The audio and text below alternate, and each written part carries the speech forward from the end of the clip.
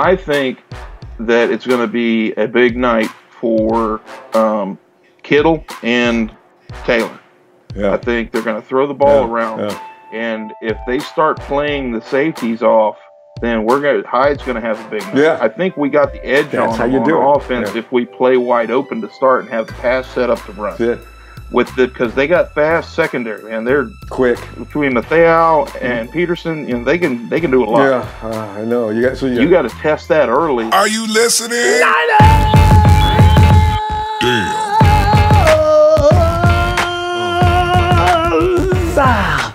Ronbo Sports here, representing the Niner Empire organization worldwide, and I invite you to do the same. Just go to theninerempire.com for further details and information. First, I want to thank you for allowing me to be up in your face talking about 49ers football like I love to do. And you know you love the 49ers as much as I do. In fact, I just got through watching that 49ers-Rams game. I just want to talk about that for just a second. Listen, I got this all figured out. You know, you can see so much more when you watch a game for the second, third, and the fourth time. You pick up something each and every time. Why? Because your emotions are not all attached in watching the game. I can watch the game and I can actually enjoy it. Now, I already know what happened, so I'm not going to get mad now like I do when the game is live. I'm already in like half mad mode. I know, but I'm in your face, at your place. You can't tell that I'm mad yet, huh? Well, you can after a while after you start doing stupid things. And I see some things that I did not notice the first time. The flags and things like that. You know what the problem is? See, we all know that Kyle Shanahan's offense is very difficult to learn for very many different reasons. The pre-snap motions, that's it. Right there. That is it. And our guys they're trying to get it. It's going to take a while to get it. And like I've always been saying, when everybody's been impatient, week 1, week 2, and even week 3, when we don't tolerate anything wrong, the 49ers make a mistake. Oh, God, get him out, trade him, throw him out there, kill him, shoot him, beat him, check him, hang him. You know, you got to be patient with this offense. And I got a feeling this week they got to be working hard. But from week 1, the defense wasn't bad. Week 2, the defense said, whoa. We would say, whoa. Week 3, the defense left. The offense breaks out, 5 TDs, but the defense says, oh man, no, we ain't had a regular week of rest, man. We can't do this. That was the week we were supposed to win. Okay, that's okay, because what I'm thinking is that offense is ready to roll, and it should be even better. They should be sharper. They should be crisper. They should be a little more efficient. They should know what they're doing against the Cardinals. I got faith in them, man. I'm telling you right now. And the reason I do is because you probably know about me on Twitter, right? I like to tweet late night, and usually I'm up watching games, and I call myself the late night scout. Yeah, that's me. You did.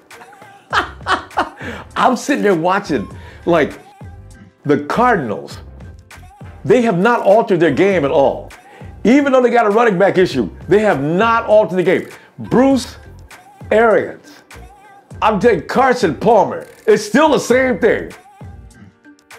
I mean, they throw the ball way too much for me anyway. And I've always said this, and I've always wondered why we can't get underneath some of those passes, right? Carson Palmer, he says 2 or 3 guys like, I mean, that ball is up there, right? And I've always said, why in the world can't we get under that? I mean, is he that bold to think that the defense can't get? Hasn't came down yet. Now the ball comes down and goes right to his guys. That's ended. I'm seeing him getting picked off more and more and more. Every time I watch him, Carson Palmer's getting picked off. You see, here's the thing. The Cardinals are getting up there. The window is getting, there's that much space left in that window. The Seahawks, see that window space? Cardinals, let's see, wait a minute. The Cardinals they got about that much space left in the window, right? The Seahawks got about that much space. It's about to shift, fam. The NFC West does no longer belong to the Arizona Cardinals or the Seahawks. And this time next year, these guys are around 30, 31 years old. Carson Palmer's like 89. Get ready to start throwing dirt. Throwing dirt. Because I'm telling you right now, man, it is over for these guys right now. I ain't even worried about them. Yo, I ain't seen you in a while. Like the 49ers this week? Yeah. In Arizona? Yeah. What's your spread? -3. Oh, you ain't believing. Yeah? What? I got the Niners -6. No David Johnson? Yeah. 49ers better not lose this one. What? And I'm gone. You know what? No, really. I should go further, but I have to be a little modest now because I got to wait. I want to see the offense fully on track first. I seen what I wanted to see last week because I know they can do it now. They know they can do it. That's the important thing. The 49ers, there is no lack of confidence now. When you get in the end zone that many times, and when you think about how the... Should I get into the ref thing? I'm not getting into the ref thing today. I ain't going to do it. But what I'm saying is this. The balance of power is shifting in the NFC West. And I got a feeling latter part of this year and the next year, because I don't think the Hawks can come back and do their annual thing where they start off slow and come in. They may pick up. I'm sure there's a little bit of football left in both teams. But this time next year, forget about it. It's over. Hawks, done. Arizona, rebuild. 49ers, moving up. Rams, moving up. But you know it's going to be the king of the heat. Yeah! You know it's going to be us. Let us go and talk to you and see what in the 49ers is going on with you. Niner fam, of course, we're still talking about football. For those, I call them the die-easies, the season is not over. And also, if anyone asks you, why are you 49er fans always whining? We're not whining. The referees took over the game in the fourth quarter, and that's why we lost. I just had to get that in there. I want you to meet Jonah. I've talked to him before. Jonah Barrows is of the Niner Noise. He writes for them all the time. Great articles. Jonah, hello. How's it going, Ronbo? Been a minute, man. I'm happy to be on your show with you. I love talking Niners. Delighted. With you specifically. Shucks. Don't flatter me, man, because I'll start turning red again, and that scares people. My tone turning red is a little weird, you know? It's cool, man. You got your out of every Niners enthusiast I know, you got your finger on the pulse of the fans more than anybody else I can mention on a daily basis. That's pretty cool to get your perspective on things. Thanks, Joe. I appreciate you, man. I'll tell you what, you know what? Let's get on this, though. This is the thing coming up with all the injuries that we've got with our starting players now. It's going to affect the game plan a little bit, particularly in my case, I'm thinking defense. But, Jonah, we're going to have to make some modifications here. Where would you go with this against the Arizona Cardinals? They're just not that tough, Jonah. What are we going to do with that, man?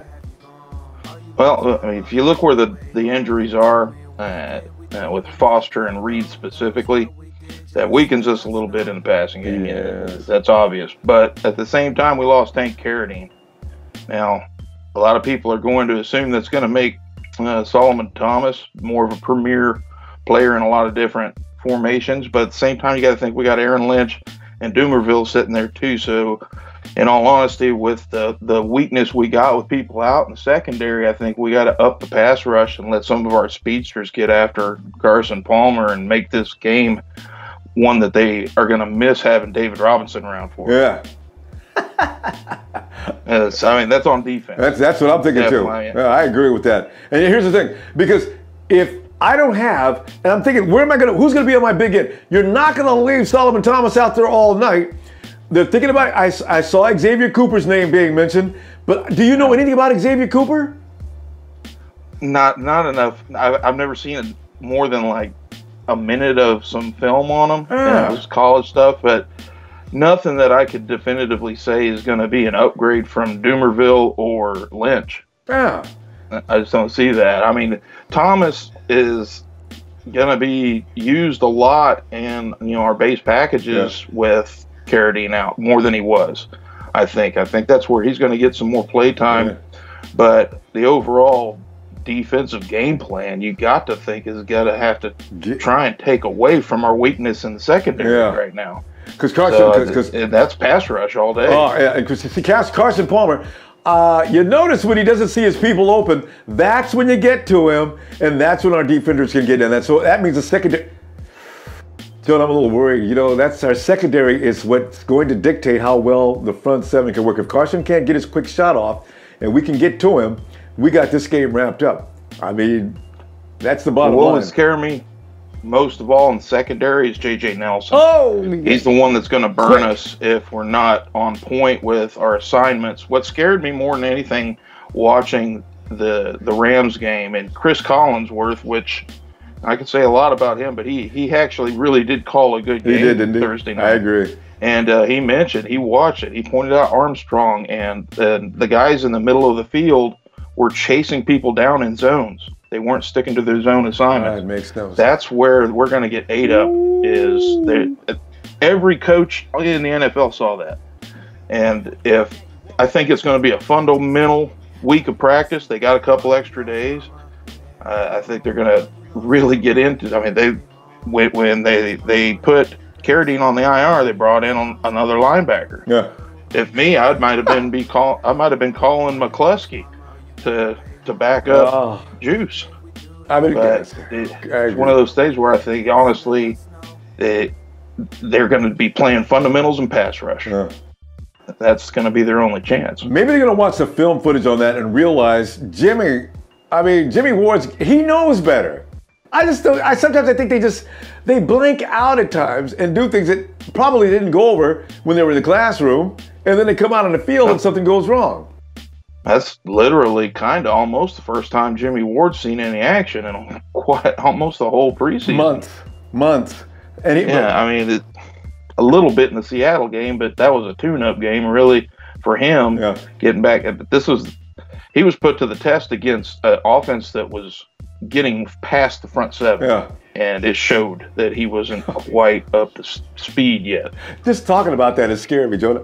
I do not want to lose to a Cardinal team that looked like the one that plays against the Cowboys. I don't think that it's going to be that much of a threat if they go in with the right game plan. Yeah, and that's just it. And speaking of which, you do realize, of course, Pierre Garçon, he looked good, didn't he? And the offense looked good. He was a monster. He was a monster. I haven't seen him. I mean, before coming to the Niners, I wasn't a huge Pierre Garçon fan, but he recognized for his lack of drops and his, he's a possession receiver that you just can't mess with. Yeah. But what he did on Thursday night made him look like a lot more than that. And it was crunch time. He was there. It was the best performance I've ever seen out of him. What I want to know, what do you think? Because you've heard a lot of people's opinion on it. Did you think that Hoyer and him finally got in sync? I really do, because they're the ones who actually know this offense. And here's the thing, Jonah, Patrick Peterson coming up in Arizona. I understand the Rams had, Trumaine Johnson? Yeah. Trumaine Johnson is supposedly good, right? Patrick Peterson is elite. I think he got his lunch ate the other night. Trumaine ate him. I mean, Trumaine was stretched out there wondering what happened. But the 49ers were fired up. Patrick Peterson's a different beast. I think we got Pierre Garçon is underrated. I think, for my betting, I'm thinking that he goes out there with the attitude that this guy's not going to beat me any more than anybody else in the NFL. Because all he is a fast version of Anquan Bolden, in my book. I don't know if I'm overrating him, but I do know that Pierre Garçon's got more speed. Patrick Peterson's gonna have to deal with his better moves. He's got more cut. Yeah. He's got happier legs than Bolden ever did. Yeah. But he does play like him with the tenacity and the ferociousness. Yeah. But when it comes to when I was saying, did him and Hoyer finally get in sync, or did Garçon just have a knockout game, the game of his career? I think they did. And we're not going to see that week in and week out. But if it was him and Hoyer getting in sync finally, that's a whole other story. I'm trying to tell you, because this is week 3, and I'm noticing all throughout the NFL, seems like offenses are stepping up a little higher as we go along here each week. And I think, and as I've always said, I've been telling people who've always been all over Hoyer, give those guys a minute to build chemistry, and I'll show you an offense. Hoyer can be a warrior if he knows what he's doing. If he's got guys that know what they're doing, look out then. He's inconsistent, but he's on the mark. When he's on, he is on. So I got it. I'm thinking they're going to do fine. Hoyer and Garçon are on their way. I saw him a lot more comfortable in the second half when they were in more spread formations. Yeah. Now, I don't know if that was game plan because they were trying to catch up, or they were taking into account that Juice went down with the concussion, because Juice is their only fullback. And if whatever the concussion protocol ends up dictating by Sunday, we could be without Juice. Oh. What they did in the game was Kittle stepped in and did a nice job, but that took Kittle out of the more productive passing routes for tight ends. Yeah. Selleck got a lot more play there. So that's taken a starter out of the lineup to be able to utilize our fullback sets. I'm sure Shanahan would love to come in with his full playbook, but if that's the case, they might be utilizing a whole lot more of Trent Taylor this week and going with more single back formations. And if that's the case, I think that we might see a little bit of fireworks, because that seemed to where Hoyer was most comfortable, and that's where everybody was actually really getting some production. Yeah. Let that thing fly. You know, you bring up something I've been talking about for the last. I said this at the beginning of the season too. I thought Tyler McCloskey was a good ball player. I said, you know, Tyler McCloskey's not. He's not signed on with another team right now. Even they could call Tyler up. He could segue right in. He learned some of the offense before he left. Bring him in. I really was surprised when he didn't make the practice squad. At least I thought he was a shoo-in. Yeah. Because he did well in preseason. Sure did. And we don't have a backup unless we pull Kittle out of the tight end squad. And I don't want that. And if you're going to use that, if you're going to do tight ends, let Kittle stay out in passing formation and let Garrett Selleck do the blocking. We've also got Logan Paulson. Let these guys do the blocking. You can run two tight ends. Do that sometimes. You're right. I don't want to see Kittle out there blocking unless you're going to use him in the same role. And that could be it, Jonah. Well, he knows all of Juice's pass routes. I mean, he knows them, and he's just as capable of catching it. You see? But it could be. The defense isn't going to bite on the run as much with him back there. True.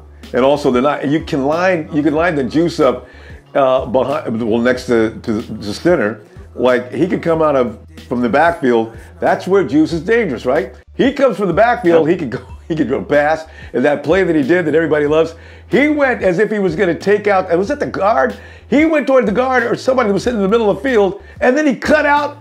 Hoyer drops it off to him, 34-yard gain. I said, oh, that's what they're talking about when they talk about the OW. That was brilliant. It was about 30, it was about that long. That was his, basically his signature style. That's what he does. That's what he brings to the team. Yeah. He can go out there and he can cut routes like a receiver, and he'll put the helmet on you to block it just as quick if you bite on it. It's a nice weapon to have back there. But without him in the lineup, the whole game plan changes. So I would expect to see a lot more single back sets and a lot more of Trent Taylor, which I actually think is a good thing to get Hoyer humming. Yeah. I'm a huge Trent Taylor fan. His jersey's going to be getting hot pretty soon. I think he's going to acclimate to the NFL really easy. You had another point you wanted to bring up. Go ahead and jump on that. The play in the third quarter, with everything that was going on with the officiating in this game, because you can't properly talk about the game without bringing up what happened with the officiating. Now, knowing this, and I know it's been widely talked about, and most of what I hear when conversing back and back with my peers, back and forth with my peers, is that they should have never put themselves in that position where the officials could take it from them. And I hate that, because that's right. They did shoot themselves in the foot, but at the same time, they played back into the game in a manner that they could have won. And for the officials to make that obsolete at the end of the game is something else entirely. But there was two things that I had a problem with. One was, of course, the lack of footage from the Trent Taylor catch. Yeah.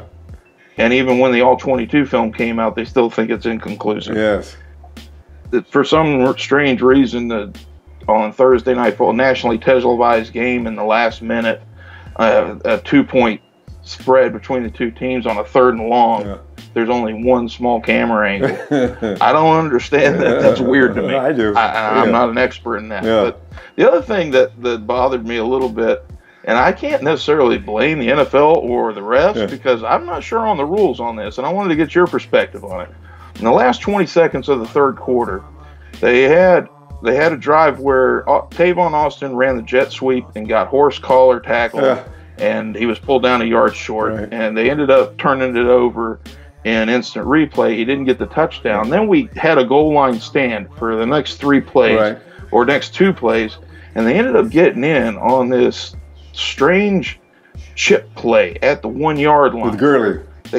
With Gurley, or was it? Yeah, it was one of them. I'm sorry, but that chip play I thought was made illegal by something the Patriots did like 8 years ago. They couldn't run a chip play that close because basically in any type of chip play formation, if there's any kind of contact or blocking a receiver's route, it can only be done in the first 5 yards of the route. Now, when you're on the 1 yard line, there's no more 5 yards to be had. Yeah. There's nothing after that. See? So how does that stack up? And to me, I think they modified the rule because at that point, what are you going to do? You're going to say, because like you just said, you've already negated the possibility of even actually applying that rule because they're not even 5 yards out. Yeah. And I saw that, and there was never any conversation or explanation about that, but I thought about that. And also, they said that Gurley also, I didn't see him actually break the plane. That's the third time this season I've seen a ball game where the receiver, or the ball carrier, the pylon is here, the ball carrier is coming here, but somehow that constitutes as a touchdown as he was forced out at the 1 yard line. And that's why there was that play. Yeah. There was that play that I know which one you're talking about. That's kind of a plain thing, and maybe there wasn't a perfect camera angle, but the one I'm speaking about specifically, it was a pass. Okay. And I believe that it was Sammy Watkins, and they were stacked too deep, like a train. Yeah. Oh, yeah, I remember that play. And the first receiver just stood in the way, basically, from either cornerback, and the receiver in the rear had to jump away. Now, that's basically a chip play, whether there's contact or not. You're impeding a route. Now, if you don't have enough yards in front of you to have anything after that point, I don't know what the exact rule is on it, and it's very vague. And I thought the Patriots got in trouble for that at one point and had a touchdown reverse about 8 years ago. Because it's an excellent play, but if it's already been ruled as illegal, it's illegal. You know what? Kyle Shanahan, I can't believe that he didn't point that out. Because the ruling on that, it didn't stick in my mind a long time ago. But the 5 yards you mentioned, that automatically makes that play not legal. Yeah, it does, but there's nothing after the route. The route's only 1 yard. Well, that's what I'm saying. I mean, they were stacked up like you're saying. You got Watkins, and who was next to him? Anyway, he's standing in the way. Woods. I think it was Woods and Watkins. He's standing in the way. So soon the route is ran behind. See, you'll never lose on that play. You'll never ever lose because there's no way to defend it, especially with that close a range. Exactly. I mean, he can cut to the outside, and he's already got the automatic on the sweep. But the front wide receiver and the front cornerback basically take out the second cornerback because you have to put two corners over there. But the way they stack them there, they're impeding a route. It's a chip play, like just in basketball, pick play. Yeah, a pick play. Pick. Basically, is what it is. Johnny, you know what you should do? Next article you should spotlight that and just see what's said about that. I really want to know, of the legal people that can make that call, I'd love to know what they'd say about that. Because I need an It's hard to find out. You know, even looking in the NFL regulations, it's very kind of gray area. See, and that's why it's one of those things, just like everything else in the NFL, it was not clear enough to overturn. Well, it was Collinsworth mentioned while he's broadcasting, he's like, that was a brilliant play. And he said exactly what we did. It's basically a pick play. Yeah. We're chipped, however you want it, what sport you're going by, but he acted as if nobody had ever thought of it before. And I'm trying to I don't think so. I think that's been done before and kind of been told you can't do that. Well, I don't know for certain. But I'm having a hard time getting to the brass tacks of it. But when I do, I will write an article. Yeah, because we're not going to find out here. But I really want to know more about that myself. So, but we lost. There were so many things, and that's just another one. So, there were 5 concussions in that game, Ronbo. Will they be ready? 5 concussions. Will they be ready for Arizona though? That's what I'm wondering, because you're right. Juice is out. Kowski T's in concussion protocol. Scott's down, and he's out. Or I'm sorry, Brock. Oh yeah, Brock Coyle's in there too. Brock Coyle is out. Scov's been in that same position as Coyle for so long with us before. I've said Scov had a habit. I just hope they're ready by next weekend, because they got a lot of time to heal up. And Tart. Yeah, he was Kowski T. You know what? These things go on sometimes for weeks. When you look last year, when you look at Kuechly was in there for like, what, 6 weeks or something crazy like that? So we'll just see how severe it is. Kowalski, this is like his second or third. He's got a lot of concussions. He's going to catch up with Eric Reed soon, which is kind of worrisome. Yeah, he'll be all right. It's not good. That was a lot for that game. It just shows you how much people are getting knocked around. I'm serious about it. What do you think is going to happen in this Arizona game, though? Give me your feeling on who's going to win this game. I think that it's going to be a big night for Kittle and Taylor. Yeah. I think they're going to throw the ball around. Yeah. And if they start playing the safeties off, then Hyde's going to have a big night. Yeah. I think we got the edge on offense if we play wide open to start and have the pass set up to run. That's it. Because they got fast secondary, and they're quick. Between Matthieu and Peterson, they can do a lot. Yeah, I know. You got to test that early and get them pulling back, and then let Hyde have a heyday. That's it. That's what I think. I think it'll probably give us a touchdown lead by the end of the game. Yeah. If we do it. A touchdown lead. Our defense is going to have to do the same thing on path rush, but I think that the Cardinals' offensive line, from what I've seen so far, we might have the right players to get over on. Yeah, I see. That's what I'm thinking too. Too good of an offensive line like the Rams had, which would surprise me, versus the Arizona offensive line.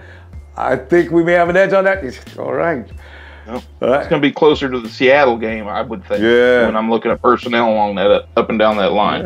All right, Jonah. Good stuff as usual. Check out Jonah. Niner Noise. Article after article. This guy knows what he's talking about when it comes to NFL football, especially the San Francisco 49ers. Jonah, give me a shout out, man. We're down in the park. We just won this game in Arizona as that's George Kittle crossing the goal line. Touchdown 49ers. They win it by 7. And Niners. See, he's been practicing. I like that. Thank you, Jonah. Love talking football with Jonah. You can check out Jonah Barrows, Niner Noise. You can find him on his site, and he's always got nice long reads of high perspective. You'll love it. By the way, I'm sticking with my -3. MC Niner has lost his mind. Of course, you knew that already. I've been telling you that for a long time. I'm sticking with my -3. The 49ers should win it. I'd say 24-20, okay? It's time for us to win. We should have won last week. We scored 39 points to their 41. I still don't believe that happened, but it did. I think the 49ers are ready to break out. Red and Gold Radio, let's talk about it. Because we got a couple of days before, we have a day or so before we get ready to play ball, right? So yeah, Red and Gold Radio, 7 p.m. PDT. You need the Ronbo Sports app in order to be able to access the program, get in it and participate, and give us your takes on the 49ers, all right? Sunday, yeah. It's back. Time to play the AZ Cardinals. Again, I'm going to be in your face at your place. You need the Ronbo Sports app. Afterwards, you're going to need that because we're going to talk about this win. You notice I'm not even thinking about losing, right? Get the Ronbo Sports app. You'll see the instructions right in there. You only got 2 choices. You can either Zoom in or you can call in, and we will just talk until we get tired about who won this game and how we won. It's time, fam. Think positive, seriously. Don't worry about losing. The cards look like ASS. I'm trying to say, I'm not going to say any bad words today. They look like ASS. We can do this, all right? And I look forward to seeing you. Sunday, I'll be in your face. I'll be in your face at your place a little before the game so I can talk a lot of smack like I like to do. See you on social media. Please don't forget to like. I love me some like. Subscribe and share so we can open up this world of Ronbo Sports and you and me all together. And just have a great day. I'm ready to go.